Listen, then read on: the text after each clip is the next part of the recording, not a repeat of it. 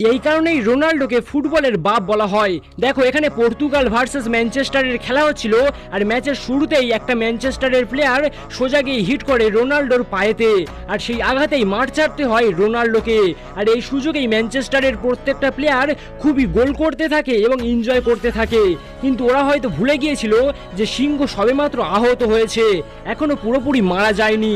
আর ওদের এই এনজয়মেন্ট দেখে রোনাল্ডো আর নিজেকে কন্ট্রোলই করতে পারেনি, তাই তিনি আবারও মাঠে নেমে পড়লেন আর এমনভাবে সবাইকে জবাব দিলেন যেটা দেখার পর স্টেডিয়ামে থাকা প্রত্যেকটা দর্শক অবাক হয়ে যান। এখন তোমরাই ওই ভিডিওটাকে দেখো, কিন্তু তার আগে প্রত্যেকবারের মতো যারা ক্রিশ্চিয়ানো রোনাল্ডোর রিয়েল ফ্যান তারা কমেন্টে CR7 লিখবে, আর ভিডিওটাতে লাইক করে সাবস্ক্রাইব করতে ভুলবে না।